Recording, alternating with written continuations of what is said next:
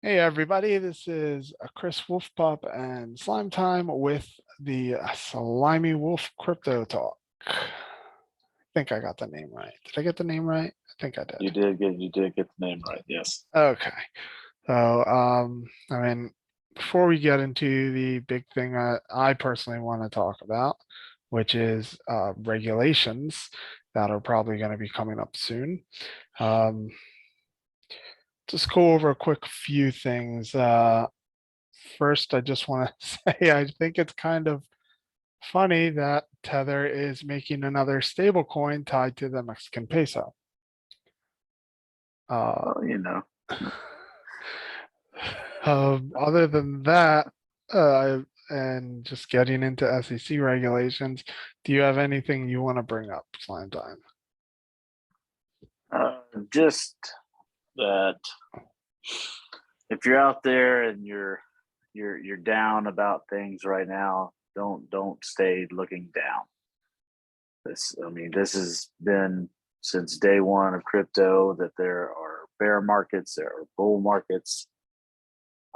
Everything is going to bounce back. We just don't know when exactly, but it will bounce back. It's proven that time and time again. So just keep your head up. If you've got, the opportunities to buy dips, buy the dips because that's where you're gonna thrive. And when the bull market does decide to take control and push forward and show that for some reason we can reach new all time highs, just keep digging, keep researching, keep learning as much as you can. That's what you do in these bear markets. It's just learn. You got money, buy the dips and hold. Not your rent money either. Yeah, not rent money. Spare money that you're willing to lose. But once again, always do your own research. We are not financial advisors by any means. But that's about it. That's about all I got. I don't have much personally. All right. Yeah, I guess could just to piggyback off of that real quick. Back in 2018, Bitcoin was about to break 20,000 for the first time. It tanked and went to like 8,000 or 9,000 over the course of the year or so, but came back and it's sitting around 30 now, I think, just shy of 30, 28,000. So I mean, it's not the first time we've seen this before. Oh, so yeah, so Bitcoin. If you want to talk about that, Bitcoin went from the all-time high of $30 down to $2. Then it made an You all-time mean, high of four. No, this is back in the day. oh, So okay. I was gonna say, yeah, yeah. where can I get Bitcoin for 30 bucks? So back when it reached its first all-time high at $30, and then it dropped down to $2. And then the next bull market or bull run, it reached a new all-time high of $1,400. And then in the next bear market, it dropped back down to $266, and then skyrocketed to $20,000 on the next bull run, but then dropped back down to $3,000, and then hit the 69 top. And so, I mean, there's cycles. There's always going to be cycles. Kind of curious if it'll hit 1,000 or 100,000 by the end of this year. Some people say it Well, will. there's always that possibility. So you Uh, never know. You never know. I mean, I'm personally, and once again, not financial advice, don't do it yourself, but I'm personally taking advantage of AVAX right now. Like I don't have all the money because I do have rent to pay and I'm not using rent money or any money I need for bills, but I'm taking what I can and trying to stock up on AVAX so I can get a delegator. I think I'm like 7 or 8 AVAX away from being able to get the delegator. Look at So you. I'll possibly looking into possibly Solano too if I can get the money for the delegator for AVAX and we're still in uh this disaster. Um, I personally feel it's a good time. Once again, not financial advice, but definitely just maybe something to think about. Yeah, Chain absolutely. coins and using these chain coins to either hold for gas purchases or putting them in some sort of staking thing. And I'm not talking about a random pop-up staking thing like AVAX Maker, which I think lasted maybe 2, 3 weeks. I think we talked about that before. If not, I know me and you talked about that Slimetime. I don't Yeah. know if it was on the podcast or not, but I don't think that's up anymore. And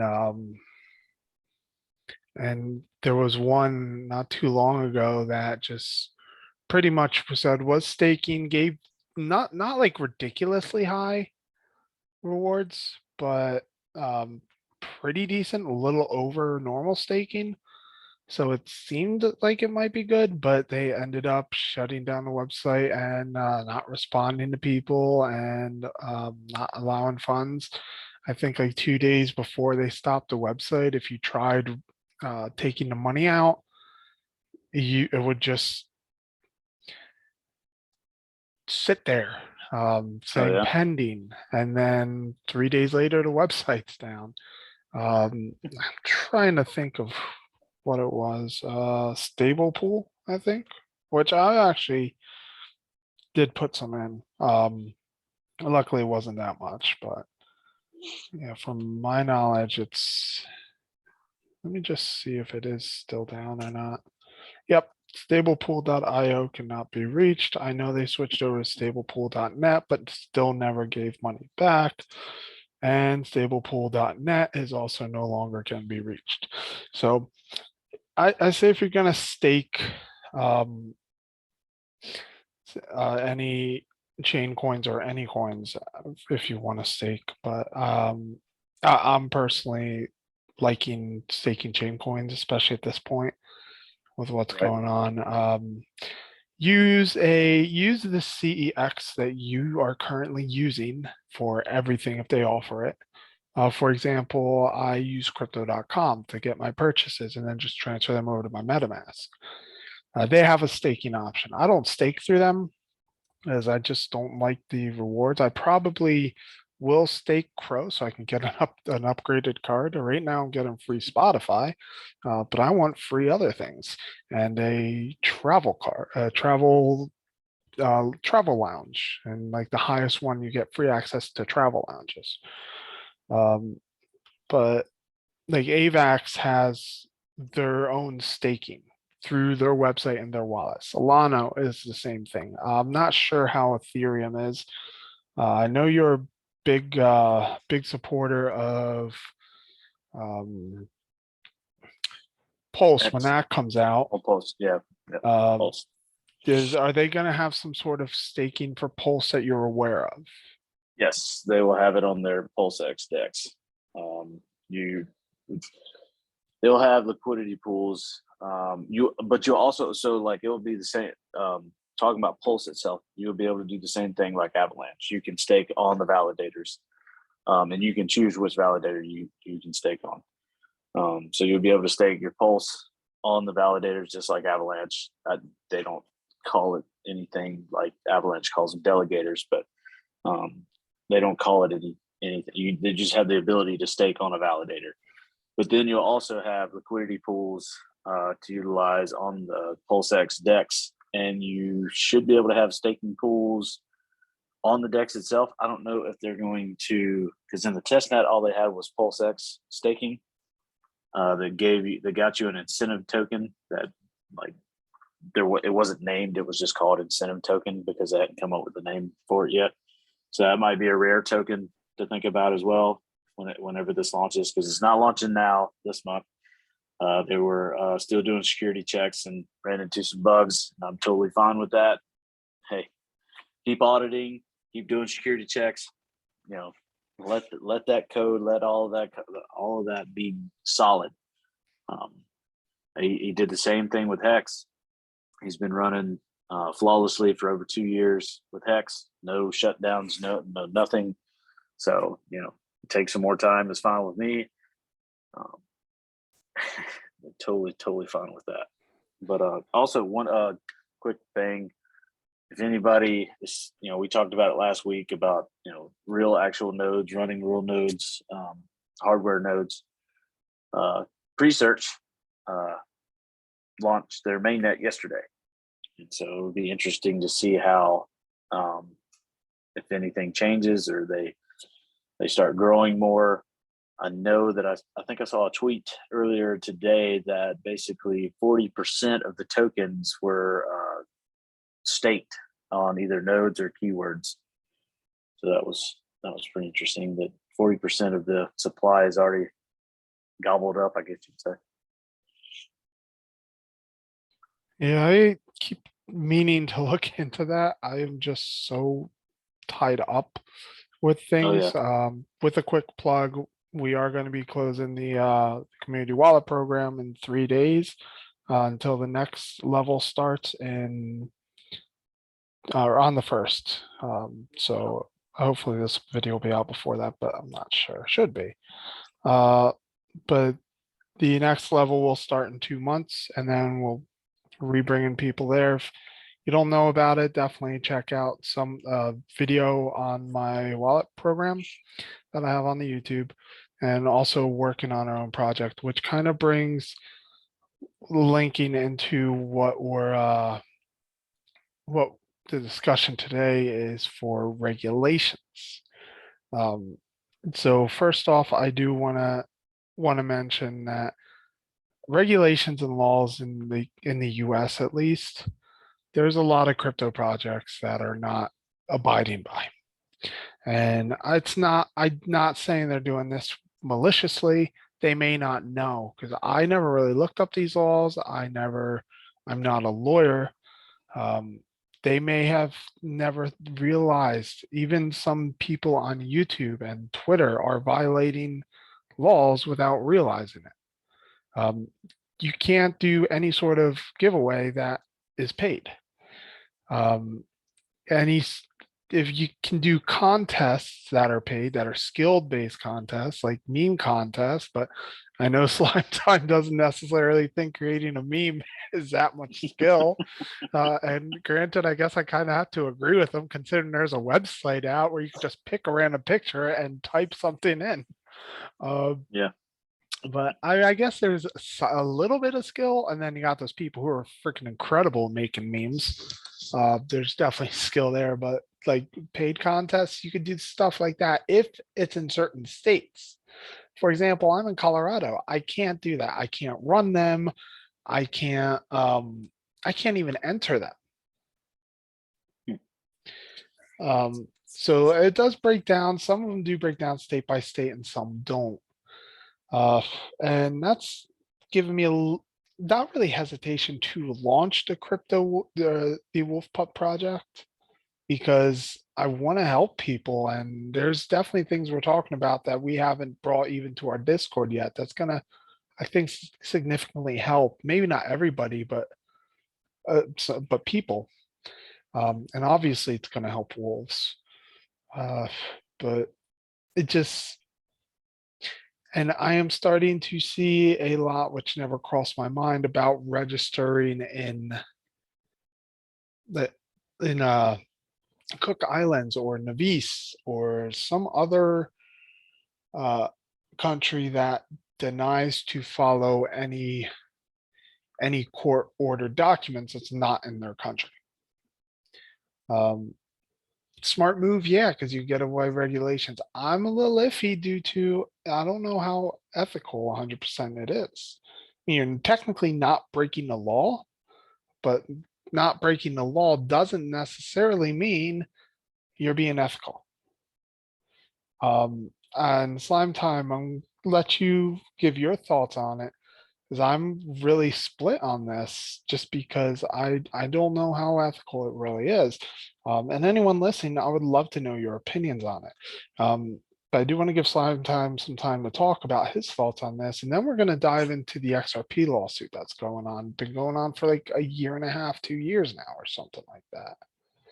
But how are you feeling about some of these projects going off seas, even if they're based in the US? Now, before I let you take over, I do want to mention that I definitely would be a lot more willing to look over that it being not ethical possibly if they actually show their face, which a lot of projects don't. Um, go slime time. Yeah. So my opinion on that is it's not the first time that we've seen things like this. So if you want to be truly ethical, then you'll, in my opinion, you'll do everything the right way. But then, you know, where do you draw that line of what is ethical, what is not ethical? I mean, like, what I'm getting at is that it seems to me over these years those lines have changed. Where they used to be solid and they never moved. But what my opinion of the matter is that if it's not breaking any laws and the SEC comes down hard with regulations and everything, but if you do these offshore accounts, like we've seen so many other businesses, just regular businesses do that just to skip out on regulations. Um, you know, it's it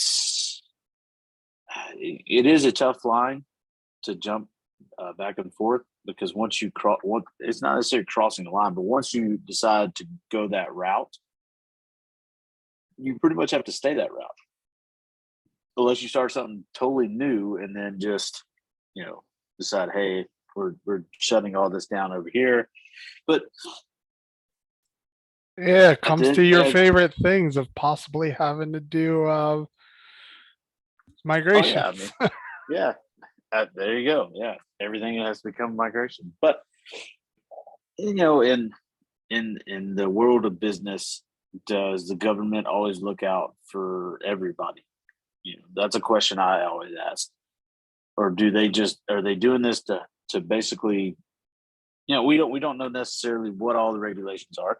Yes, of course, everything in this space has been wild, wild west, and they've been, being able to basically operate freely however they want to. And once again, because now that some major things have happened, the SEC is getting involved, and we knew that regulations were going to be coming down the pipeline. We knew that at some point in time, the government, whoever, the Fed, whoever, was eventually going to be like, okay, we can't allow this to keep happening, like just keep running freely. Like there's got to be something happening, and I'm all for some regulations. Now I'm not for basically killing everything to the point where everything's got to be centralized. Like I love the fact of decentralization. I love that, where everybody pretty much is, you're not on your own, but it's a community that builds things together instead of a corporation that dominates and the little guy who was trying to get in with the corporation, like corporation just kicked him to the curb. I love the idea of decentralization, and to keep that alive, that you have to do these offshore registration accounts so that you don't get kicked down by whatever, and I'm not saying that the regulations are going to be harsh, but I feel like at some point in time they are going to be harsh, because I mean that's just what American government does. They kill the little guys every single time now. When used to, back in the day, that's all they were the American people, and for the little guys, and building up communities and building up the small businesses that ran America back in the day. But now we need that quick buck. So we're going to go to the major corporations. We're going to go to China. We're going to go to Russia. We're going to go over here. We're going to go everywhere else but America. So if you look at it, basically America learned from its own government how to do business. And that's why they do these offshore accounts now.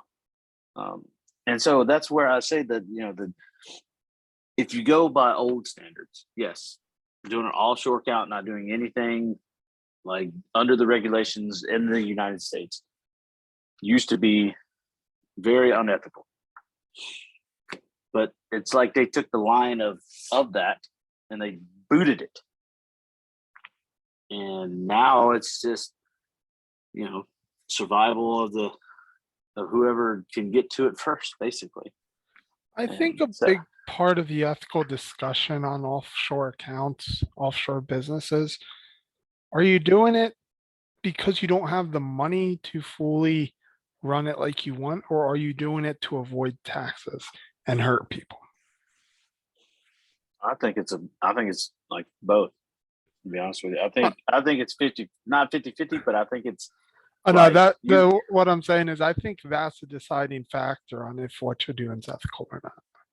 okay, okay, I get what you're saying. And of course, most of the major corporations, they're doing it to avoid taxes. You know, they're doing Yeah. it to make as much. I mean, the oil and gas industry is probably the biggest greediest industry in the world. On a I side mean, note, they sorry, go ahead. no, well, I mean, I think I've said this before, but they profited 45 or 46 billion dollars last year, and the shareholders weren't happy with that. They weren't happy with profiting $46 billion. So that's why they continue to keep raising the prices of the cost of the barrel of oil, and they don't plan to stop because they're greed. It's crazy. On a side note, what you were saying about how it used to be and how it is now, and all these corporations are just doing this to take advantage, to put more money in their pockets and to avoid taxes, and killing the small businesses. Uh, I mean, I can't be 100% sure that it hasn't changed, but I don't believe so. But when I lived in New York for the 10 years I was there, I there was not a Walmart in city limits because they will not allow Walmarts for that reason. Mm-hmm. And now look what happened. Surprisingly, they have 3 Targets in city limits that I know of, but no Walmarts. Oh, but So, Walmart's they've taken over, and even to the point where okay, they built their super centers, and they still weren't happy with that. They're like, you know what, we gotta try to take out the rest of the grocery store chains by creating these little grocery it's stores. yeah, I mean, I do remember that happening, but it's just I'm so used to seeing Walmarts being having grocery in there. I'm also now like back east, this wasn't a thing, but like in Colorado, they actually have like what is it? Like Oh no, that's what I'm like talking about. Like so marketplaces. they Like they yeah, actually have like it's just a little grocery store. That's all it yeah, is. yeah, That's what I'm saying. they don't have that in They the weren't. Northeast. I never seen that before I moved out Well, here. they have it in the Southeast. I know that because we've got one in town, and that's what I'm saying. Like they weren't satisfied with creating the super centers where they added the grocery stores to the just regular WalMarts. They're like, you know what? Even though we've got 2 super centers in one city, we need to add another grocery store because in that area over there we're losing. When's Yeah, enough enough? I don't know if they just started popping up like while I was moving and within the 3 days they just popped up everywhere, or if they like this is a thing just not in like Jersey or Pennsylvania or New York. So I worked in politics and I traveled a lot for between those 3 states for for work, and I never seen anything like it. In fact, the first time I saw it, I thought it was just like a mini Walmart. I didn't realize it's just straight a grocery store, and I honestly don't think I ever actually stepped foot in one, so I don't even know how the layouts look. It basically looks like a small version of the grocery store. But instead of the aisleways kind of horizontally to the door, they're vertically. Yeah, yeah, this kind of sidetracked really bad. So the last 10 minutes had Well, nothing to do with crypto. but major corporations and centralizations taking over is what we don't want, and so that's why we got into it.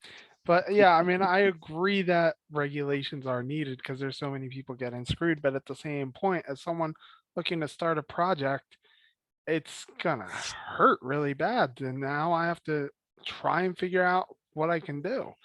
And I don't have the money like some of these projects to just go buy something in a in an offshore to set up an offshore business. So, I mean, at least right now, I don't. Right. And like the whole point is to help out with other people. I mean, yeah, I'm not gonna lie. The team's gonna get profit. I'm probably gonna get some profit from it, and it's hopefully the coins and the NFTs will go up in value, but that's not really the point of it. The point is to give back to the community, give them something to help out, give um, a transparent project to hopefully support the crypto communities and also to give back to charities. There's a wolf sanctuary, which I'm still trying to decide which one I want to do. That money's going to go to something else that, well, Slime Time's on the team, um, that we are in discussions with that I think will be really, really good to have, but I can't really release that information right now. Top secret. Yes, yes. And it's not going to be anything that benefits us in any way, I promise you that. Well, Mhm. maybe as a community it might, but um, there's a lot of things down the pipeline. I am going to do a first draft white paper once I reach 500 Twitter followers. So if you don't follow me on Twitter, go ahead and do that. And I'm slowly releasing information on it. But yeah, we have some plans. It's not like, and yes, I'm gonna say everyone else says it's not your average coin NFT project. Well, this is true though. It's not. But I don't know. When I release more information as time goes on, make the judgment yourself. And hopefully you like what you see, because I like what we're planning. And yeah, so I guess with that, unless you have anything else you want to talk about regarding offshore, maybe we should start looking into XRP's lawsuit. Uh, we can jump into XRP. Okay. Actually, I do want to go over real quick for even a lot of people that's been into crypto may not know this. The Howey test, which Mhm. is once the SEC, and it's actually leaning towards the SEC being calling them securities, but there's another organization for commodities that is still in the running too, saying they might take over how cryptos run.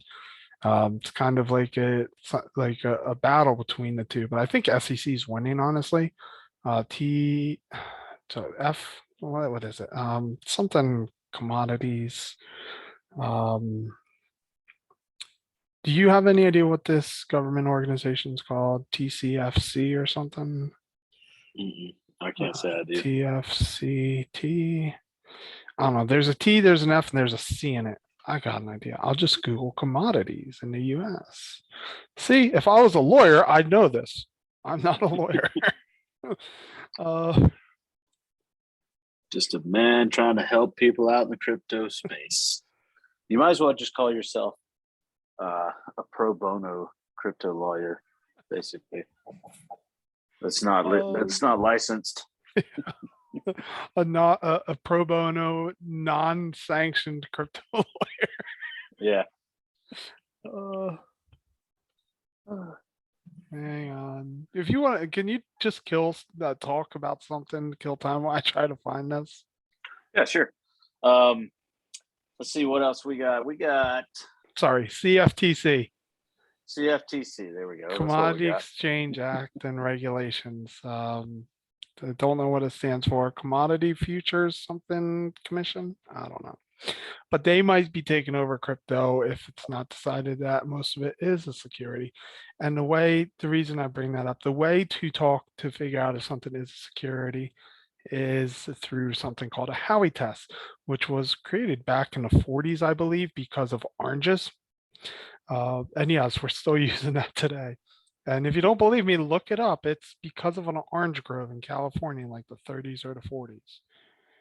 Uh, but there are four pieces, and if the SEC thinks you say yes to these questions, these elements,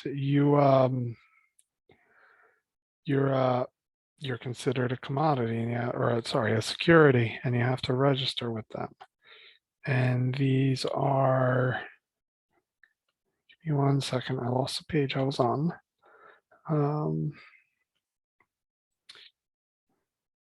Where are you?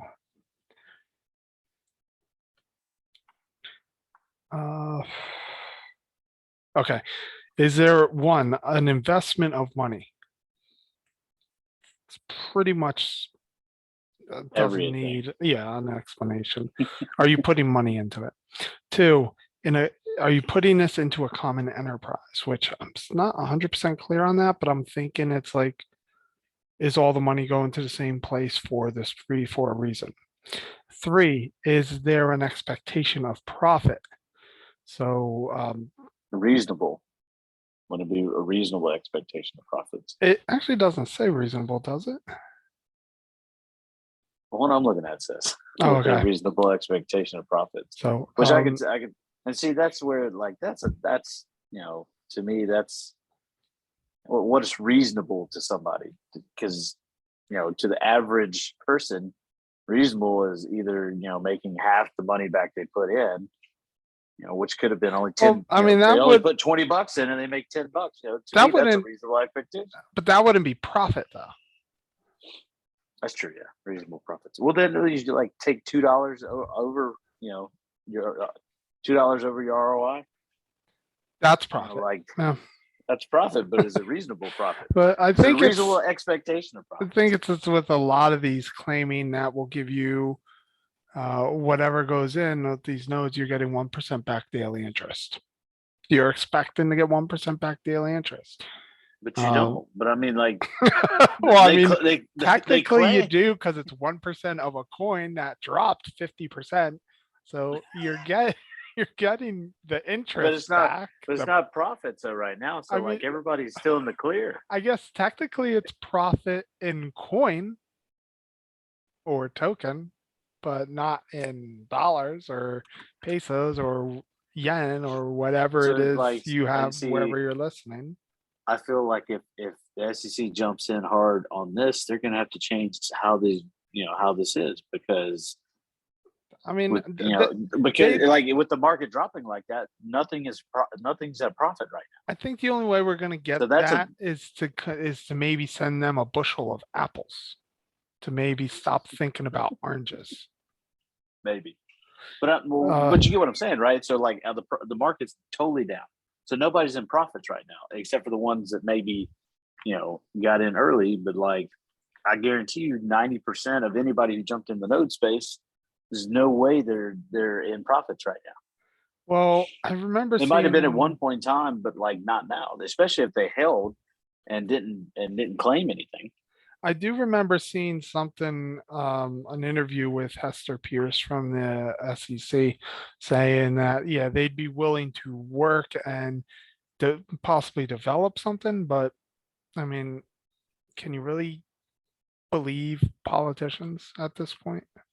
And I mean, I don't think she's not technically a politician, an appointee, but still, I would like to see some facts on that before believing that.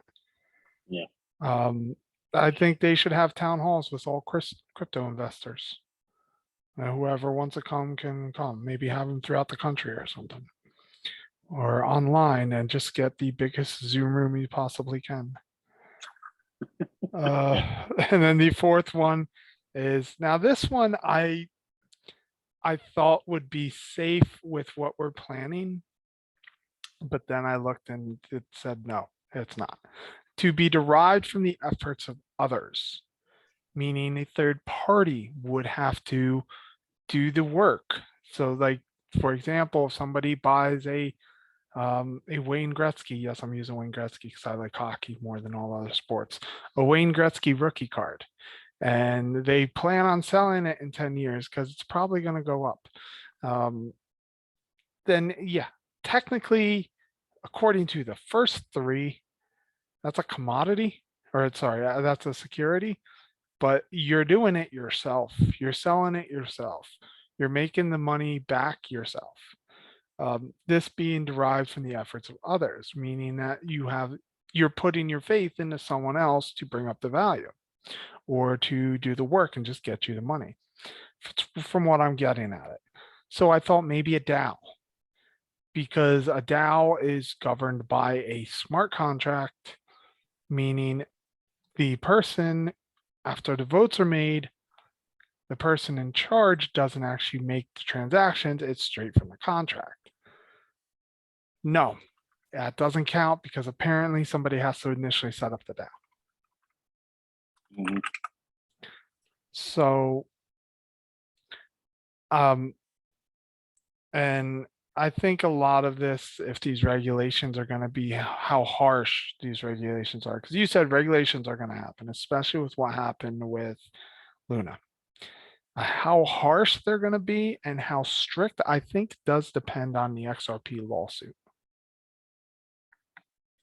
True, but like if you actually think about the loopholes within this Howey test, like so like going back to your Wayne Gretzky card, there's an investment of money. And yes, you could say there was an investment of money, but if he's just a collector and just states he's a collector, that's not an investment of money. He's just collecting it because he wanted it. So it's not an investment of money. And then maybe later he decides, you know what, I'm done with this. Like I just want to get rid of it. And instead of giving it away, he just decides to put it up for sale. Not because he was planning to make money off of it, but just happens to, be done. Well, I mean, so many people could use that. I mean, I think like the whole thing that Rainship's doing with the Compass NFTs and what I'm going to be doing with the Wolf Pup Supports Rainship NFTs, letting people know that they are not getting any sort of profit from this. This is strictly charitable to help people who lost money in the Rainship ordeal. So if the SEC says that's security, I'm moving to Canada because I'm not getting any profit from it. Nick is not getting any profit from it, at least from what I know of. I mean, I never met the guy personally, but I talked to him a lot. But I haven't talked to him since because he's taken some time off because of everything, but because Mike, no, go ahead. go ahead. Well, my question to that is that so they're able to purchase an NFT, right? That's what these are going to be. They're NFTs. Yes. And so they purchase it, and all proceeds of the purchases go to help Rainship. But then they have this NFT that they can put up for sale, correct? Yes, but they're the ones selling it. I'm not the one that's doing any effort to bring up the value or to But so try and what sell it I'm at a higher rate. what I'm getting at is yes, you made yourself safe, but how is that not a security in the fact that if they decide to sell it and gain profits off of it? Because there's no third party reason, there's no third party doing the work to bring up the value of it. But the open market would be the third party. It has to be, I think it's specified to like certain groups of people, like people who are running it. I think just buying something and it going up because of market value, it's just because of market value and people aren't necessarily doing it as a way to bring up the market to bring up the one thing. I think it's more of a overall market mentality at that point and not specified on this one specific project. Did you see how quickly things can get switched around though? Yeah. And But to me, I think that's why they don't you don't see them coming down as harsh on a lot of other things because like you said, there's Twitter people, there's YouTube people that all are technically, going against the regulations, laws, whatever you want to call it, but they're not getting punished for it because like they leave so many loopholes. And so then there goes to the point where, okay, so how ethical is the SEC? And that brings up the point, is being offshore in this day of age still unethical? Very true. See, and I think a lot of this is coming down to XRP, and we only got 10 minutes left. I believe. Yeah. 10 minutes left. So I'm going to run down what I know so far. The XRP lawsuit. I haven't been following it as much as I maybe should have been. I definitely started looking into it a lot more since I'm starting to do a project and all these different regulations are pretty much hanging in the balance. One, XRP is suing SEC because the SEC wants to claim that it is a security. The SEC's 2 days ago, it came out. The SEC's expert witness on XRP and the use of XRP and it possibly being a security actually works for a firm that has a government contract with the SEC.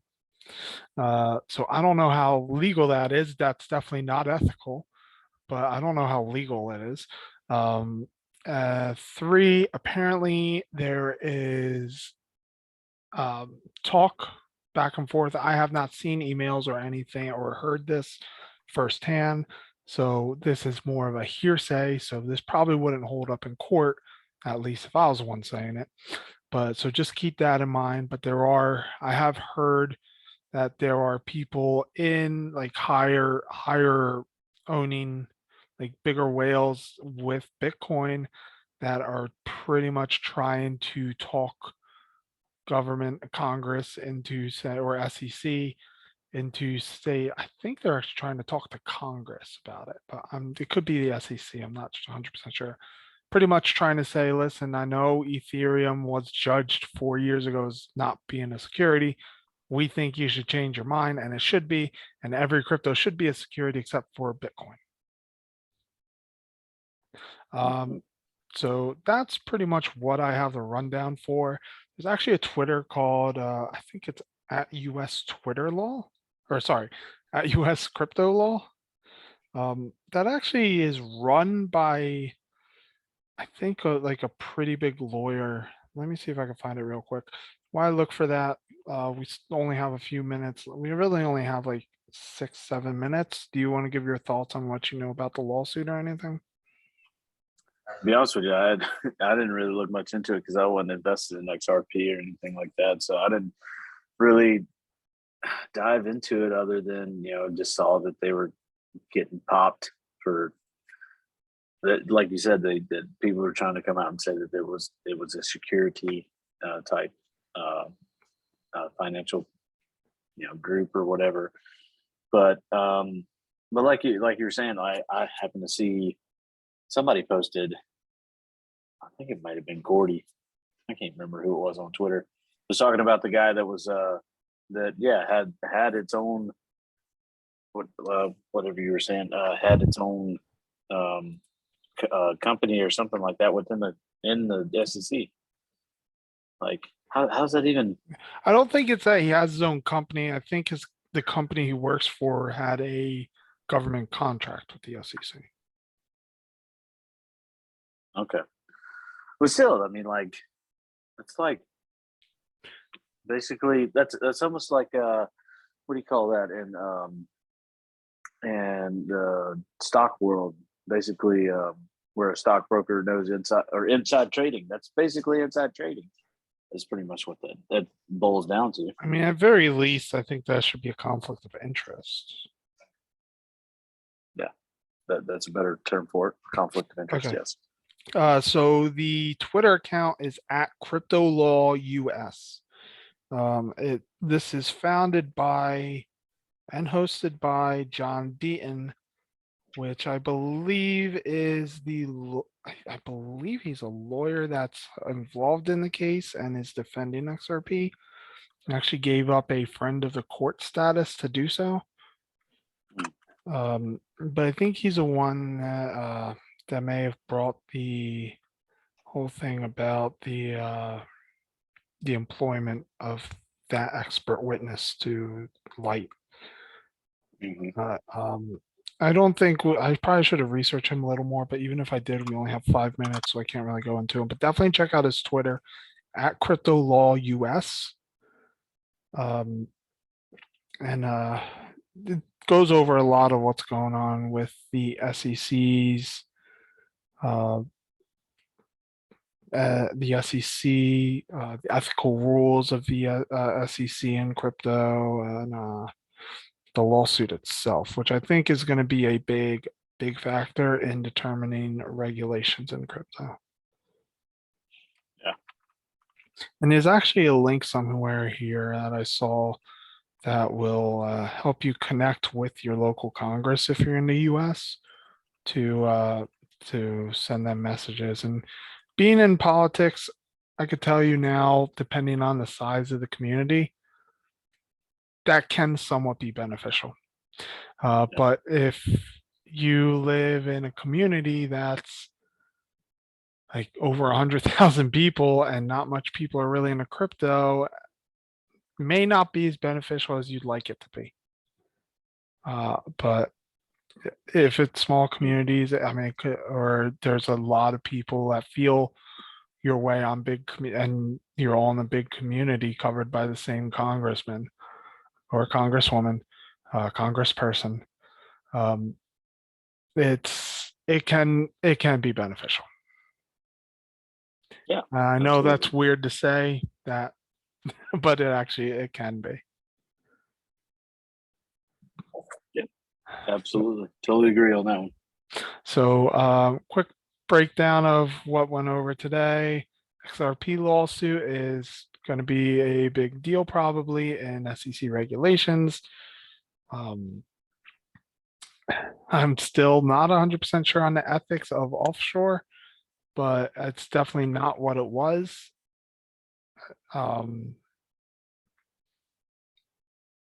I may start boycotting oranges. And I don't know. What else did we talk about for a quick breakdown? Just that, and basically don't be down about the market being down. Yeah. And go to mom and pop shops. Yeah. Support Go to small, mom and pop shops.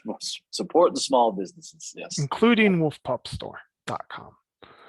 There I you just go. had to throw that in there. Yeah, of course. It's a small business. And oh yeah, I guess since I brought that up, there's that's going to be expanding probably in the next week or two, which is going to actually help out the project too. So one of the several ways that we're planning on making this thing actually not a not a quote unquote node. Right. I guess that makes sense. You'll just have to follow me on Twitter and wait for the white paper. Wait for that white paper. So what am I on now? I think I need like 60 more Twitter followers for a release. So It's not that hard, people. Just click follow. Just click follow. And yeah, I still got delayed on putting this up on like the other platforms, which I will hopefully work on this week once I get the NFT thing all sorted out. So 1 minute left. Any last words of encouragement or goodbyes, Slimetime? Just buy the dip. Be smart about it though. Do your own research. Do your own research. And yeah, so I guess that's it. Thank you for listening, and we will see you next week. We may have a special guest next week. I gotta talk to them. Sounds good. All right. Take care, everybody. Bye.